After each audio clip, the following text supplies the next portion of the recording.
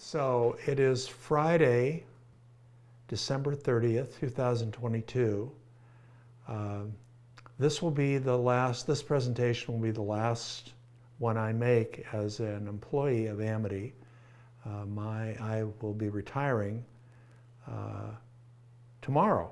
So perhaps that gives everyone watching this a context and as to how important I think this issue is. So this is a presentation that was prepared for the World Federation of Therapeutic Communities, which held their conference in New Delhi, India, in November of this year. The title of the presentation is TCs and Climate Change, Now What? So here we go. I wanted to start this by dedicating it to two people who have made an enormous difference, not only in the TC world, but also in my life. Rowdy Yates, former president of the European Federation of Therapeutic Communities, and a really great friend and wonderful scholar and practitioner of therapeutic communities, who died earlier this year from COVID. And my wife and partner of 45 years, Nye Arbiter, who died about a month later, who was an inspired leader, not only for Amity, but really for therapeutic communities around the world. Also wanted to mention Mitch Rosenthal, who died later this year, just 2 or 3 months ago, who was he was inspired by Synanon, but went on to found Phoenix House in New York, which at one time was the largest therapeutic community organization in the world. And it's where George DeLeon did a lot of his seminal research on therapeutic communities, which gave TCs a real basis of credibility.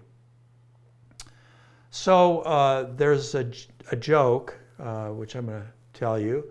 A guy goes to his doctor and he's feeling really, really bad. He hasn't been able to sleep, his appetite's gone, he's got a rash all over his body, and things are just going to hell in the handbasket. And so the doc says, well, he examines him and says, look, I need to run some tests and I'll call you. So guy's at home and he gets a phone call and the doc says, well, I have good news and I have bad news. So the guy says, well, give me the good news. Well, the good news is you're going to live for another 24 hours. The guy says, what? That's the good news? He says, what's the bad news? The doc says, I forgot to call you yesterday. Okay. Well, climate change is not that bad. Because scientists have been telling us at increasing volume every year for the last 20 or 30 years, like, hey, there's a real problem, that what we're doing in pumping all this greenhouse gases into the atmosphere is changing the planet in not good ways. And if we keep it up, it's going to have very, very severe consequences, which of course we're now experiencing. So what's the good news? The good news is that even 10 years ago, scientists thought that we were just going to cook the planet within 100 years, where it would be uninhabitable for not only human life, but all life. They've begun to revise that just in the last year or so, to say, like, no, we're not going to incinerate the planet, but we are going to, there's going to be some pretty major changes coming our way. So it's good news, sort of. The bad news is that there's no way that we're going to keep global warming to 1.5 degrees centigrade above the pre-industrial level, which was the goal of the Paris Agreement, because we're already at 1.1 degrees centigrade, and the climate change conference, COP27 in Egypt, which just occurred a couple of months ago, really even failed to get countries to sign on the dotted line for the commitments they made in 2015 at the Paris Accords. And of course, the loss and damage agreement, which is not really that solid either, in some ways just says for the rich countries, we'll pay the poor countries for the damage, for some of the damage, while we continue to pollute. So it's not nearly as strong as it needs to be for us to really deal with the severe climate warming scenario that we're living in. So the path we're on today, and this is part of the good news but not so good news, is about 2 to 3 degrees Celsius above the pre-industrial level instead of 1.5. That's about 3.6 to 5.4 degrees Fahrenheit. And that's only if we really get serious about making a change in almost every aspect of our lives in the next few years, really. So we've got to get our heads out of the sand on what's coming. We've got to, and I made the point at the conference, look, I don't want to scare you to death, because when people are really, really scared, they do a couple of things. One is they deny it. It's really not happening, and we've seen a lot of that. Oh, it's cold this winter, so that means global warming isn't really happening. Or they just get paralyzed and they just freeze in place. They don't do anything. And neither one of those is good. So I don't want to scare you, but I do want to tell you what we should reasonably expect to happen in the next few years and the next few decades. So there's going to be more of these spillover events, animal to human transmission of virus, and that means more COVID-like epidemics or pandemics even. It's just baked in. We're encroaching on all these areas, animal habitats. Global warming itself, the fact that things are getting warmer, means that diseases transmit more readily than they would if we were cooler. So we're going to have more of this stuff, and we know how incredibly disruptive COVID has been, and still is, really. Now we have China really beginning to experience what we've been going through. And we may look back on COVID as a benign event, because there is no reason. COVID had a mortality rate of about 1%. It means about 1% of everyone who was infected died. There is no reason why we couldn't get a virus that had 5% mortality, or 10%, or 20%, or something like the Black Plague, which was like 50% mortality. So what's the good news part of this? The good news is these rMNA vaccines, which we developed and were on hand for the COVID pandemic, and we can develop a effective vaccine in months rather than years and years and years. So if we do get an epidemic or a pandemic, we can respond to it much more quickly than we could have if it happened 10 years ago. Nonetheless, that period we all remember before the vaccines were available was scary, and a lot of people died. You remember refrigerator trucks outside the morgues with dead bodies because of we just overwhelmed every aspect of the healthcare system and all the related systems. So plant ecosystems, entire ecosystems of plants will lose their habitat area. So they'll either have to move to sort of evolve their way to a climate that is now habitable for them, or they'll perish. And this has major, major implications for food supplies. Rain patterns are going to shift. So some places, well, maybe it may benefit because they may get more rain. Some places may just become, the deserts may just increase, as they have been in North Africa and other places.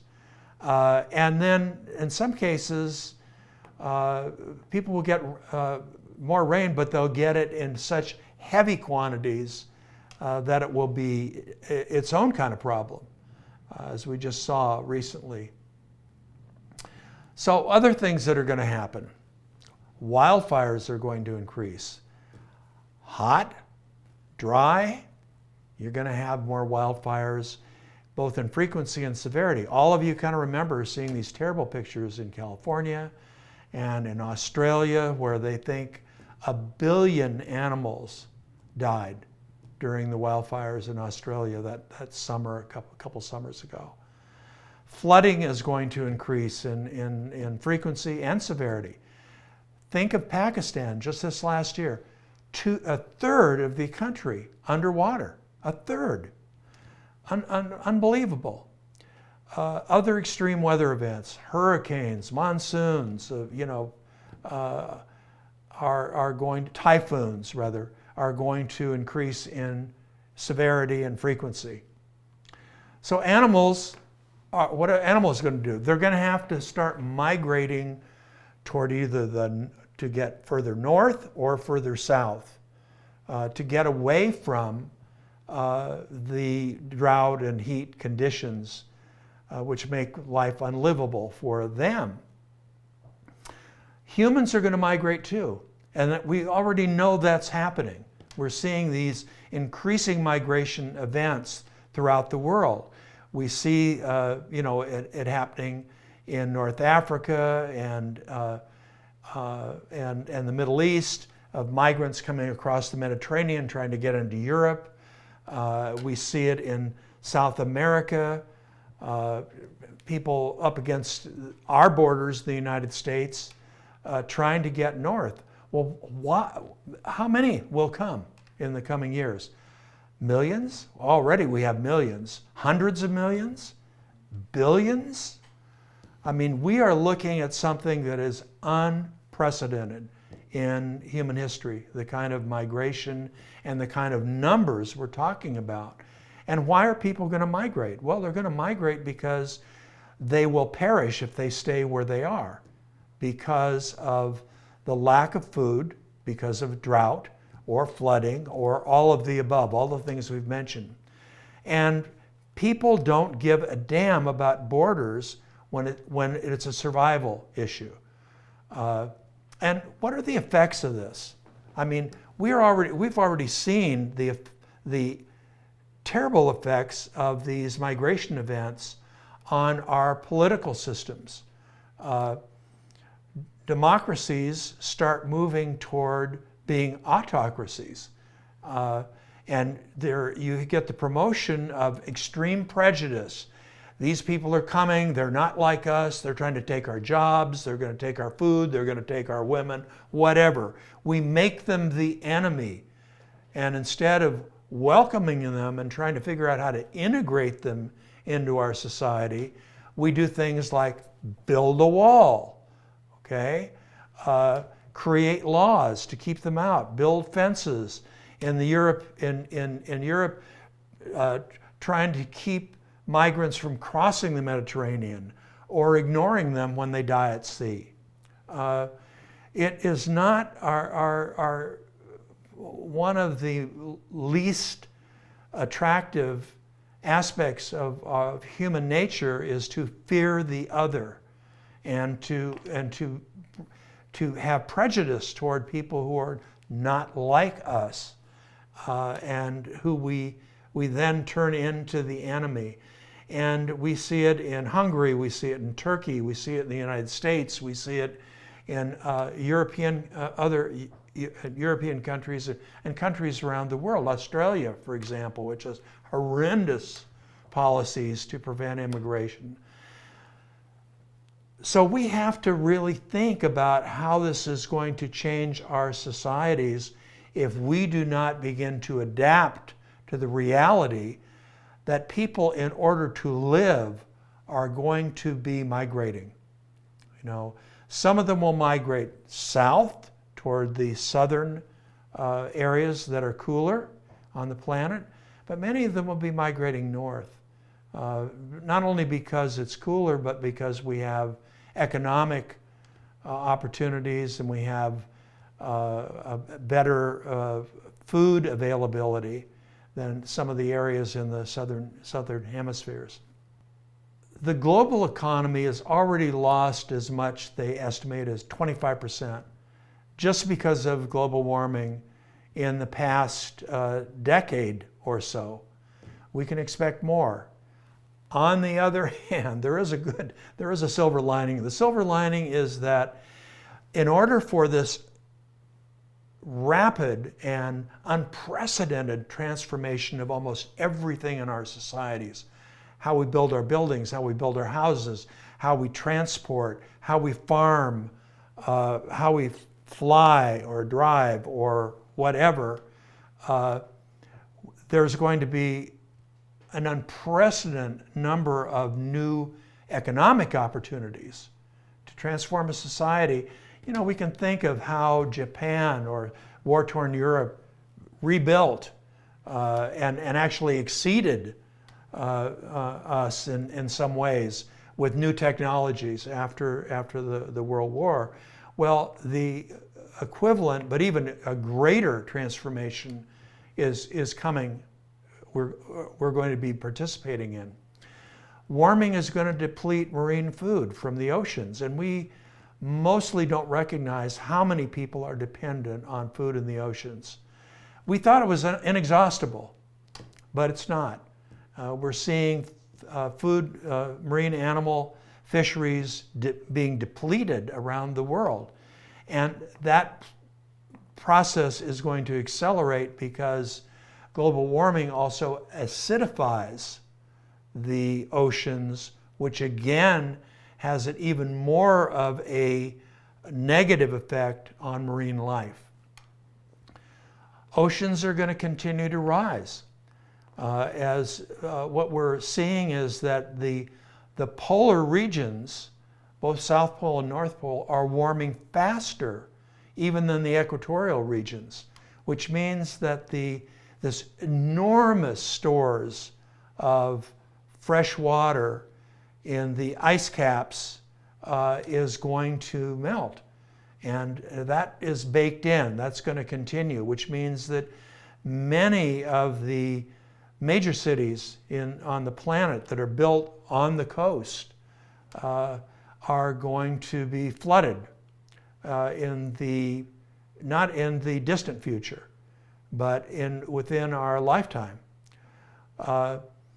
So we have to start thinking differently about where we build, how we build, and we will probably end up abandoning some of these cities. There'll be no way to protect them.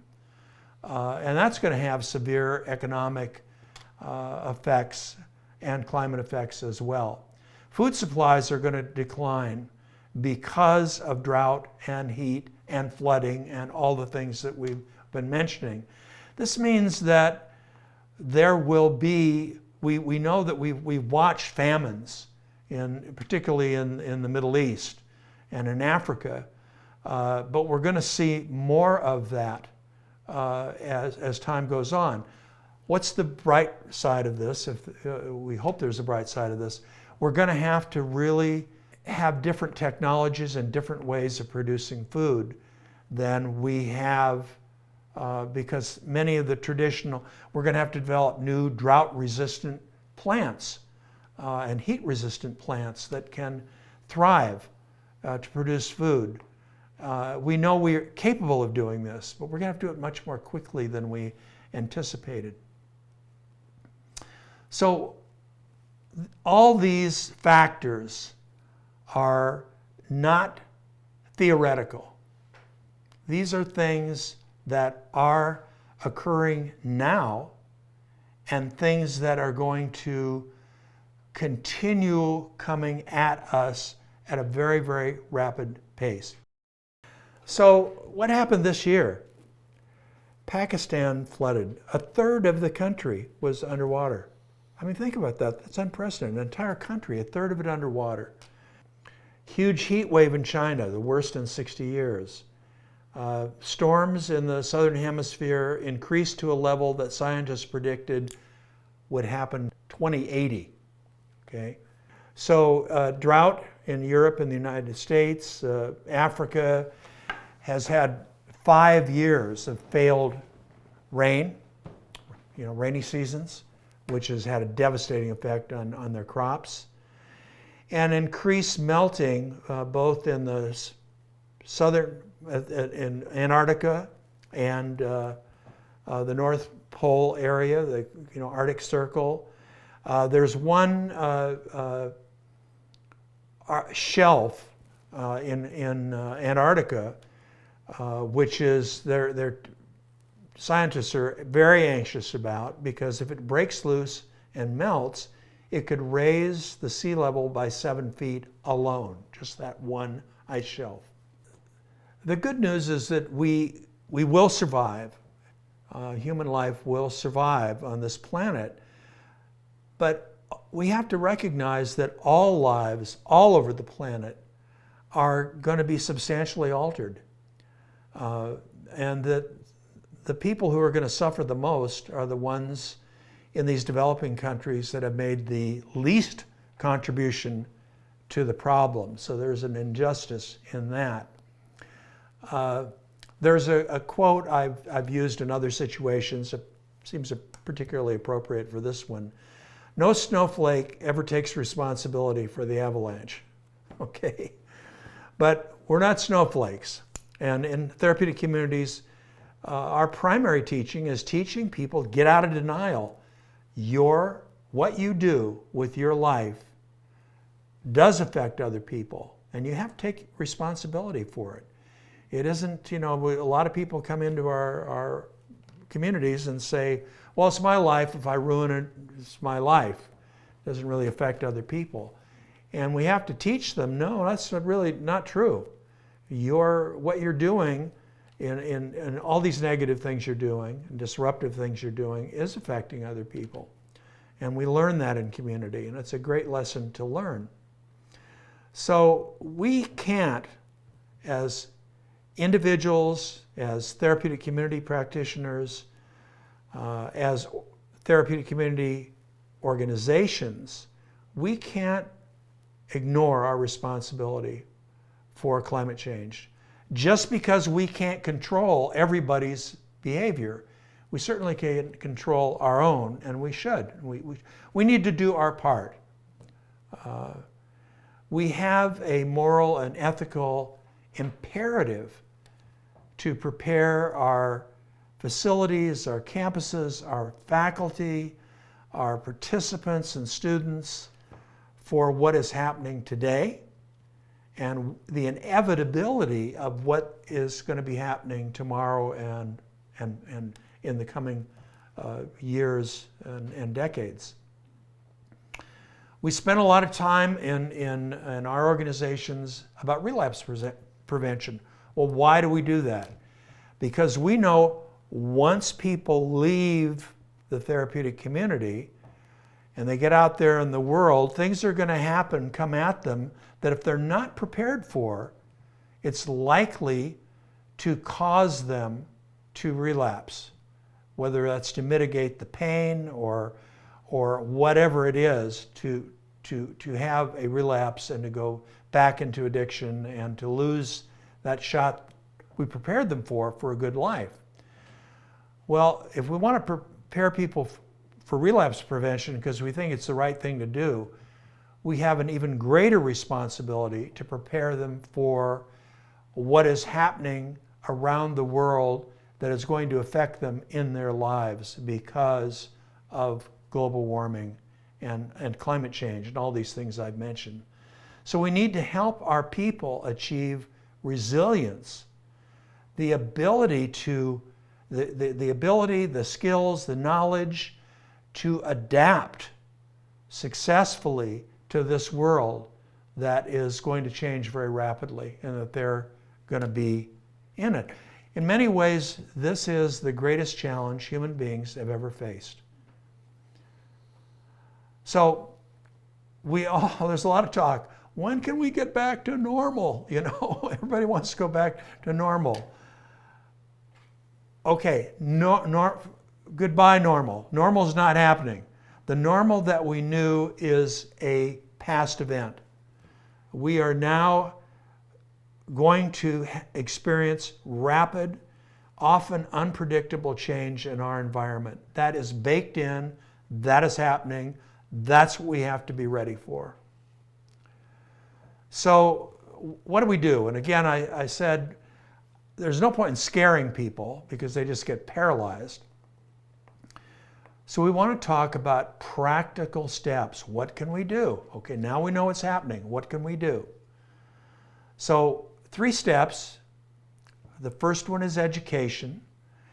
Everybody in our organizations, our communities, the students, the faculty, every employee, every participant should know what causes climate change, where are we today, where are we heading, and what are the things that we can do individually, in our therapeutic communities, and in the larger community. This is basic. Not to prepare people for this, not to educate them, is a moral felony as far as I'm concerned. It's just, people must know this information. And we are educational institutions. That's what we do. We teach people how to live ethically, how to live practically, how to live successfully. And if they don't have this information, they're not going to be able to do any of that. Second, safeguarding. What should we do in our therapeutic communities? We need to move to renewable energy in every aspect as quickly as we can. You know, and I know sometimes there are reasons that, financial reasons or other reasons, that we got to go slower than we would like to go, but we should go as quickly as we can. Solar power, electric vehicles, generators for emergencies, because we're going to have emergencies, battery storage when it's practical, and conservation. We need to think about water, water storage. Water is going to become one of maybe the most precious commodity on the planet. Fresh water, clean water, and an adequate supply of water. So we need to be able to store it. We need to be able to harvest it. We need to be able to conserve it by the way that we live in our communities and also the kinds of appliances that we install. Emergency food storage. We all know that during the pandemic, all of a sudden, things that seemed, who thought toilet paper would be a crisis? Who thought baby formula would be a crisis? So as these weather events and maybe pandemic events occur, we're going to see this kind of disruption in the supply chains, and we need to be prepared for it. So that means we got to have adequate supplies of food for our folks, and with the expectation there are going to be disruptions. So we're not just kind of caught with our pants down saying, oh my God, we can't get this, we can't get that. The other thing that we should do is do as much of our own gardening as we can. Even in urban areas, there's an enormous amount of what we can do to raise good, healthy, organic food right where we live. And there's great examples of it on YouTube or wherever. A lot of documentaries showing urban gardening. Cooling and heating systems. If it's going to get hot, we have to be prepared for that. And some of our places are going to experience extreme heat and extreme cold. So we have to be prepared, and again, try and use the best technology that we can, because heating and cooling systems themselves are a contributor to climate change and global warming. But there are better devices and appliances coming out that are less egregious. Flood preparations, rivers, oceans, and then of course, even in a place like Arizona where we are unlikely to be flooded in the ways that you would expect in New Orleans or in Pakistan, we can have these rain bombs where you get an enormous amount of rain in a very, very short period of time, which can then cause its own set of problems. You really can have flooding and severe damage to buildings and facilities.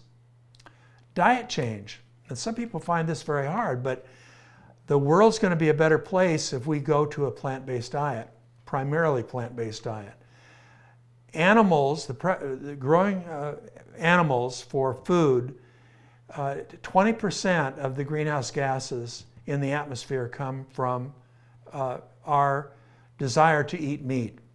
The animals produce methane, which is 60 to 70% worse than carbon dioxide. And so not only for, it's less expensive to eat a plant-based diet, it's better for the planet, and it's better for our health, okay? And particularly as we're facing a climate that's going to be much more difficult for us to live in, building up our immune systems by eating a healthy, organic, plant-based diet is also in the best interest of our people. And teaching our folks who are primarily unconscious about food and its effect on health while they're in the therapeutic community is a gift to them throughout their lives, so they don't get all these inflammatory diseases, and also for the families that they're going to have or have already. We need to be prepared for more disease. We need to boost our medical capabilities because we're going to have more problems in this area. Preparation for fire risk, because we're going to have more risk. Air and water pollution, how can we filter out, the pollutants both in air and water to keep our folks safe? Zero waste. We know that contributing to landfills also produces huge amounts of methane, which again goes into the atmosphere. So to get much better in terms of reducing our waste and recycling. Hybrid or electric vehicles, public transportation is much more effective and efficient, and training all of our faculty and our students for these eventualities.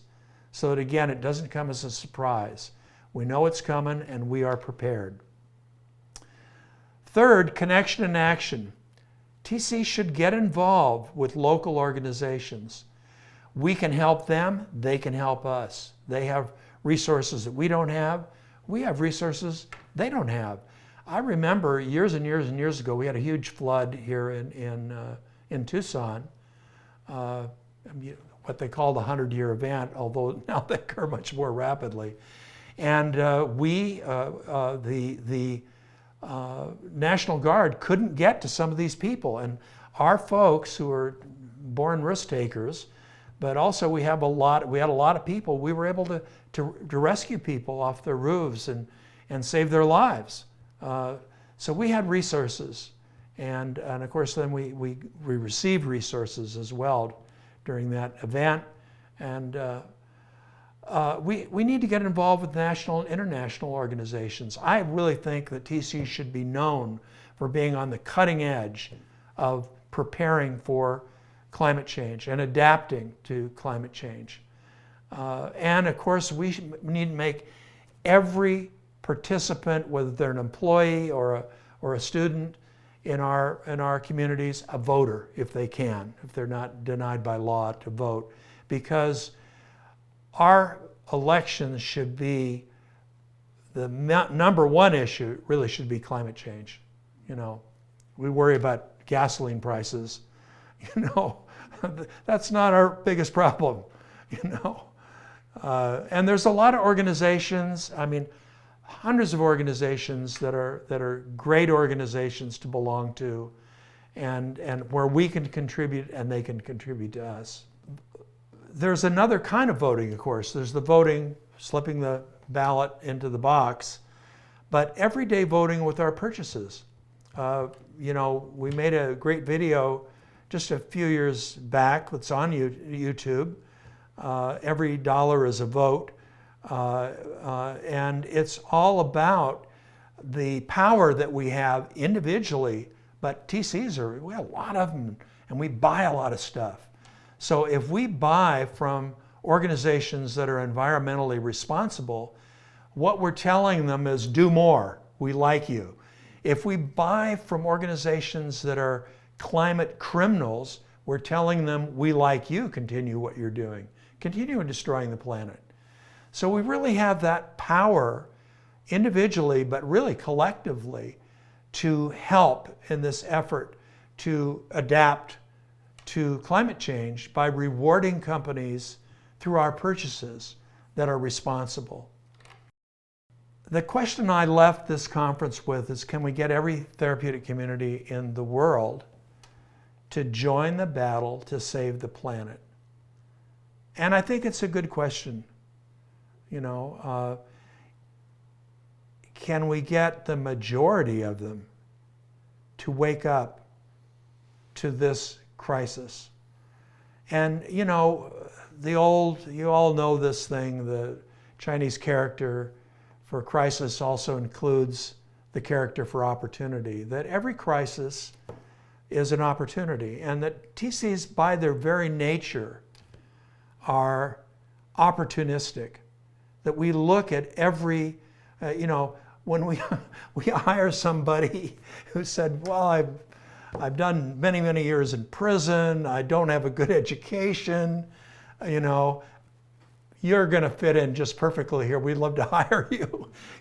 You have great qualifications because you're a credible role model, because you've really changed your life. So somebody who can't get a job anyplace else becomes our pick, you know, for that. So we tend to take situations that look tragic or terrible or crisis-like and say, what's the opportunity here? You know, there's that great story about a kid who looks at this incredible pile of manure and said, pile that big, there must be a pony in there, you know. Or Buckminster Fuller, who said, smog is an incredible resource, it's just in the wrong place, okay? So we have to look at the crisis that we're facing, and recognize it as a crisis. Be realistic about it. And say, what are the opportunities for us to adapt, to create lives that thrive in this environment that we're facing, and do our part in facing this crisis, because it's the right thing to do. And if anything, TCs teach an ethics and a morality, which is all about thinking about others before we think about ourselves, and how our actions can make a better world. So I'm going to leave you with that. I've just, as a bit of an epilogue, in some ways it's bittersweet, retiring from full-time employment at Amity, which was preceded by 12 years at Synanon. So I've spent almost my entire adult life doing this work, which I love, and which has been very fulfilling for me. I've made so many wonderful friends through the process of therapeutic communities, both here and around the world. And of course, I met the most important person in my life in a therapeutic community, that was Naya, and had the incredible good fortune to spend 45 years doing this work with her. So I'm not going away. I'm going to continue to be a member of this community, and I have some work that I'll be doing later on in the year and in the coming years, I hope. But I want to leave you with the notion that we have inherited a very, very wonderful, magical, and powerful methodology called community, which is really our best hope in facing not only this situation, but other situations that will come at us in the future. Thank you.